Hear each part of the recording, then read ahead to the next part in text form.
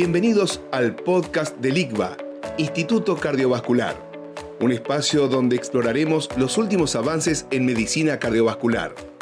En cada episodio contaremos con la participación de expertos del ICVA, quienes compartirán su experiencia, investigaciones y recomendaciones para el manejo de la enfermedad cardiovascular. En estas series no solo buscamos transmitir conocimiento, sino generar un espacio de reflexión, debate y aprendizaje práctico. Bienvenidos a una nueva edición del podcast del ICVA, Instituto Cardiovascular. Soy Alberto Alves de Lima, director médico. Hemos inaugurado este nuevo canal de comunicación con nuestros colegas, los cuales nos llena de orgullo, y la verdad que estamos teniendo una repercusión espectacular y eso nos encanta porque la verdad es un trabajo que venimos haciendo con muchísimo entusiasmo. Hoy vamos a hablar sobre prevención primaria, ¿no? Y tenemos el lujo de contar con el doctor Fernando Boto. Fernando es médico cardiólogo de la Universidad de Buenos Aires, es máster en metodología y la investigación en salud en McMaster, Canadá. Tiene un máster también en efectividad clínica con el IEX, y este es un joint entre la UBA y también la escuela del Colegio de Harvard. Es especialista en ultrasonido cardiovascular y lo importante es toda su experiencia en lo que es prevención. Yo hace muchísimos años que le escucho hablar de la placa como un pionero en este concepto, y eso lo ha llevado a tener más de 50 artículos publicados en revistas de máximo impacto. Así que, Fernando, un gusto enorme tenerte acá y bueno, vamos a hablar de este tema que es la prevención primaria. Contanos un poco. Hola Alberto, bueno, muchas gracias por la invitación y por la presentación, por supuesto. Y es un tema, yo creo que está vigente porque me parece que está cambiando y hacia eso creo que vamos a ir un poco. Vos mencionaste prevención primaria, que es lo que todos entendemos, que es la prevención de eventos cardiovasculares en las personas que no han tenido eventos cardiovasculares. Es decir, la gente que no ha tenido ni un infarto, ni una ACV, ni ha tenido revascularización coronaria. Eso es prevención primaria. Hay un concepto más básico y previo a la prevención primaria, que es lo que llamamos prevención primordial, que es prevenir el desarrollo de los factores de riesgo, como la hipertensión, el colesterol alto, la diabetes, la obesidad, que luego se constituyen en el eje de la prevención primaria.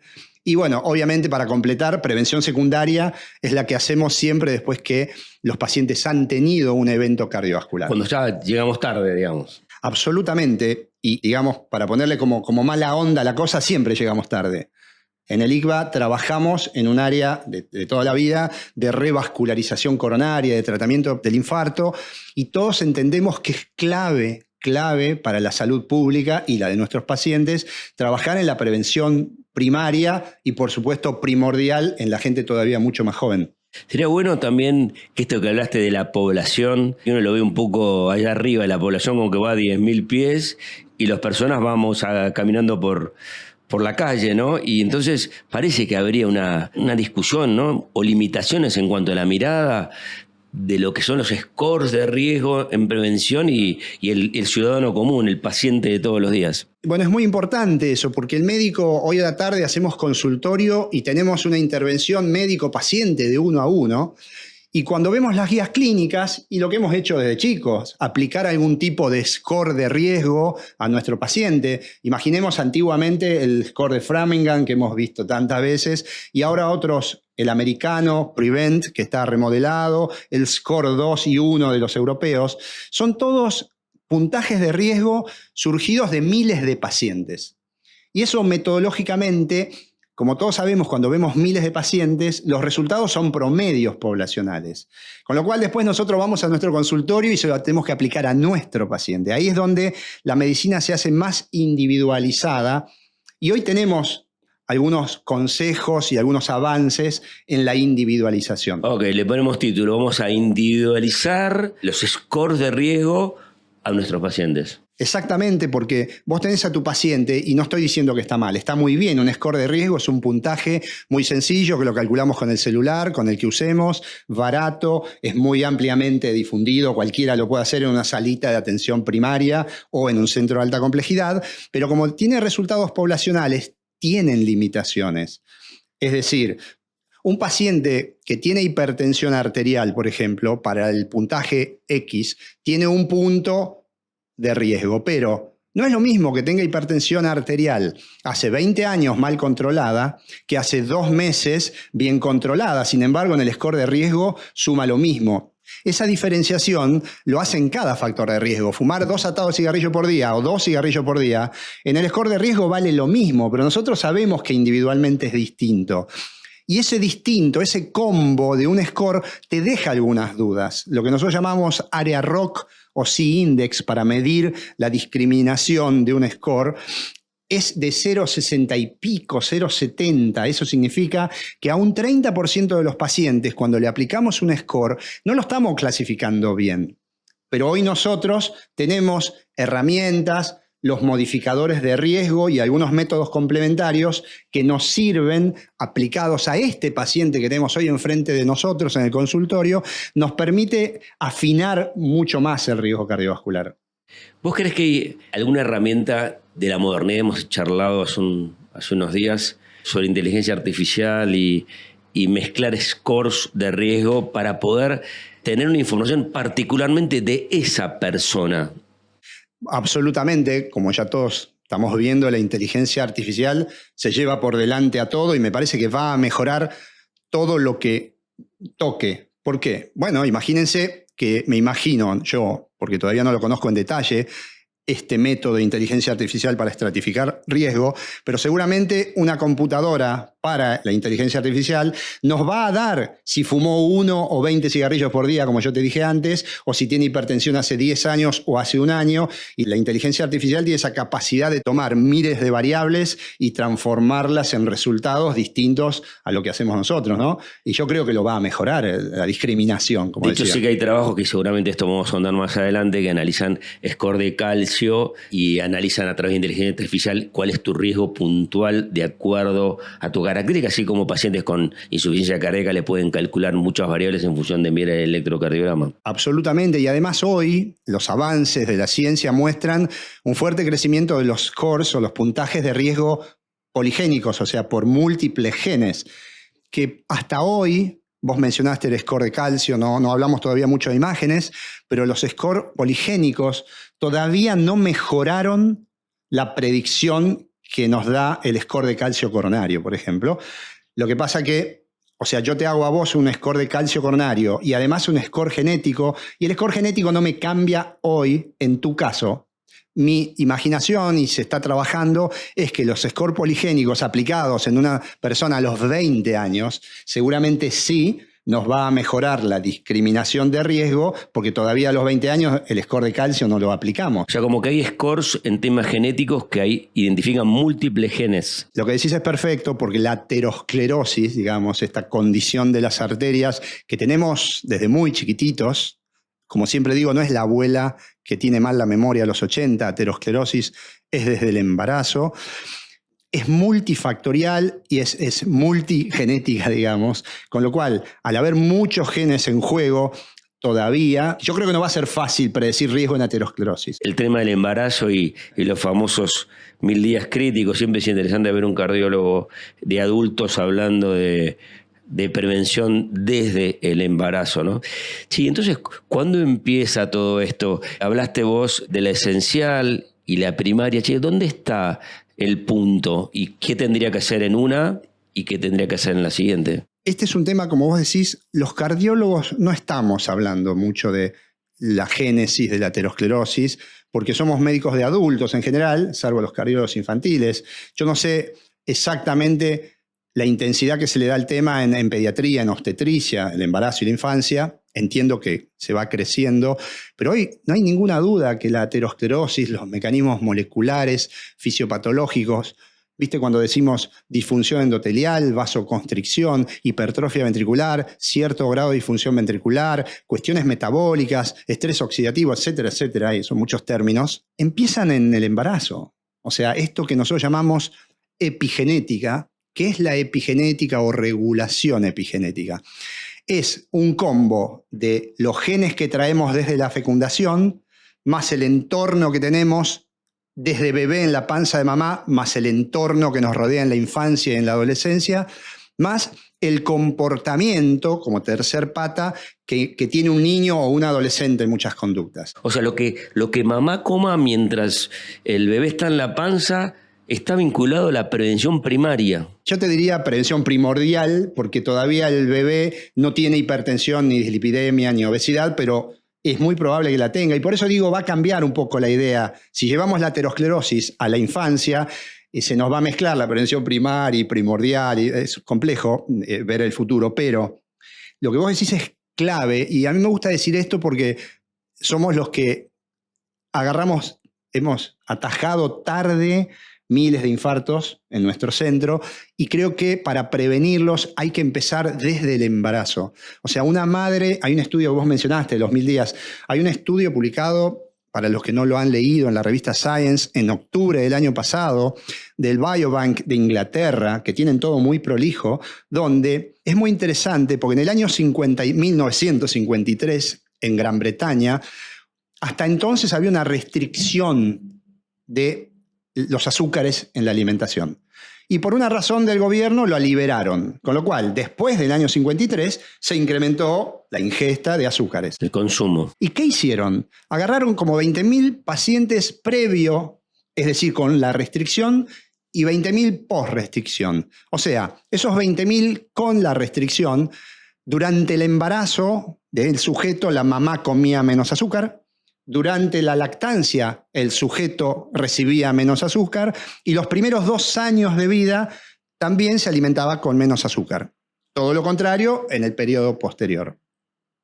¿Qué pasó? Los siguieron 50 años y los que tenían restricción de azúcar tuvieron 30% menos de hipertensión, de diabetes y también de obesidad. Tremenda la conexión que hablábamos antes. Si bien había una dificultad para distinguir, me está diciendo directamente, mirá, nuestra madre come bien, y ya eso está anticipando una reducción del 30% de factores que hacen a la definición de prevención primaria. Absolutamente. Y este es un ejemplo de muchos otros, porque se sabe un término que tiene que ver mucho con el embarazo, que es programación fetal.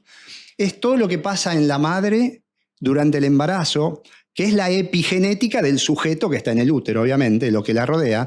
Y si la madre aumenta de peso, y yo consulté con algún obstetra hace un poco tiempo, tengo entendido que casi el 75-80% de las mujeres engordan más de lo recomendado durante el embarazo, que creo que es entre 9 y 12 kilos, y ese mayor sobrepeso de la madre, también sumado a si toma bebidas alcohólicas, si no hace ejercicio, si tiene presión alta, si tiene el colesterol, un montón de factores impactan en las arterias de su hijo, en los mecanismos moleculares que lo van a llevar a este síndrome cardiometabólico en el futuro, pero que es clave entenderlo, y me parece que, bueno, ahí empiezan nuestras recomendaciones. Interesante porque, bueno, ya que tenemos claro la importancia de estos primeros 1000 días, y un poco lo comentabas, que tiene que ver con un fuerte trabajo sobre la alimentación de la madre y los factores de riesgo que tenga la madre y el tema de su alimentación.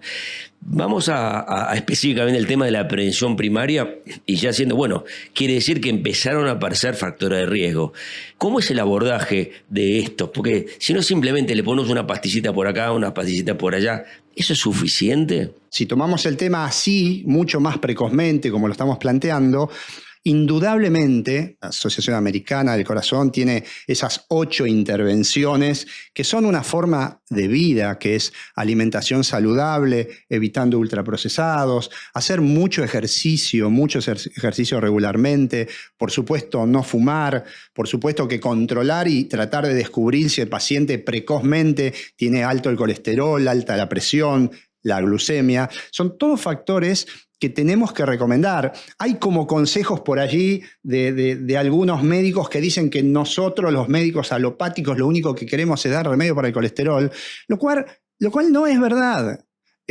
Nosotros queremos dar, pero nunca creo que me acuerdo hace 30 años que trabajamos con pacientes con infarto. Recuerdo desde que era residente dar recomendaciones para comer sano, para hacer ejercicio, para bajar de peso y no fumar.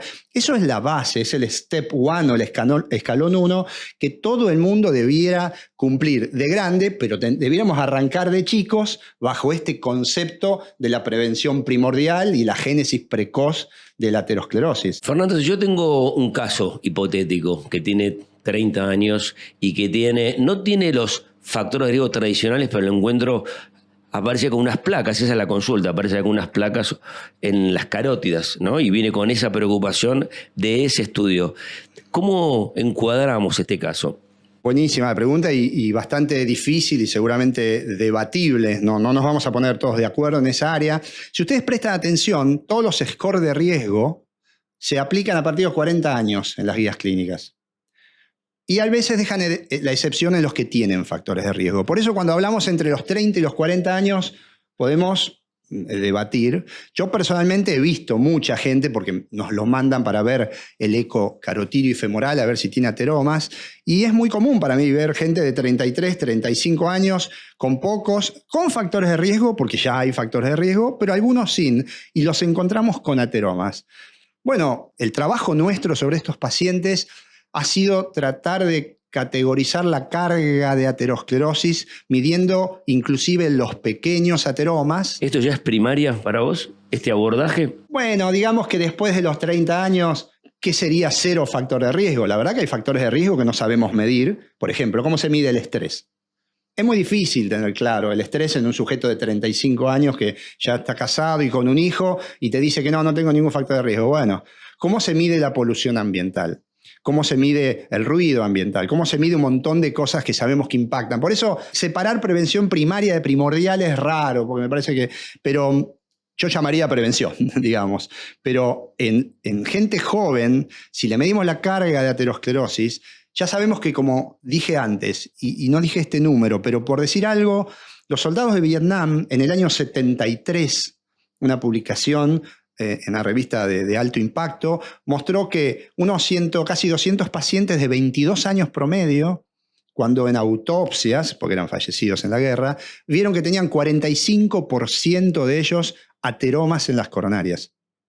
45%. Seguramente del año 73 a hoy eso fue mejorando por la prevención, pero un trabajo de Cleveland Clinic de hace pocos años mostró que cuando fallecían sujetos en accidentes de tránsito y se transformaban en donantes de corazón, en el momento de hacer el trasplante le hacían un IBUS, que todos sabemos que acá usamos mucho en el instituto, esta ecografía intracoronaria, y vieron por IBUS que, por decir el grupo etario entre 15 y 20 años, 1 cada 6 o 7 chicos ya tenían pequeños ateromas coronarios, que los podemos ver seguramente con un microscopio, pero con el Doppler los podemos ver después de los 30 años. Interesante, ¿no? Porque de hecho en nuestro precongreso el año pasado, en el Congreso Argentino de Cardiología, y después yo tuve la oportunidad de escucharlo en Chicago en el American Heart, Fuster no paró de insistir en el rol de la prevención que arranca a los 30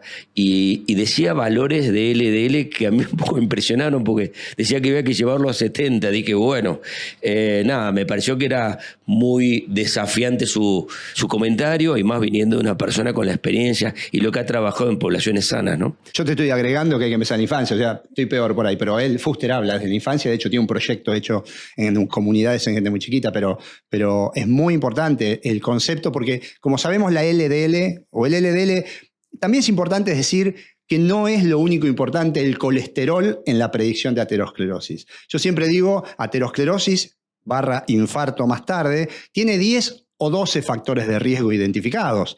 La edad, la alimentación, el estrés, la diabetes, el colesterol, el ejercicio, la hipertensión. Y hay como una asociación, creo que la culpa está en las redes, que es colesterol y enfermedad coronaria.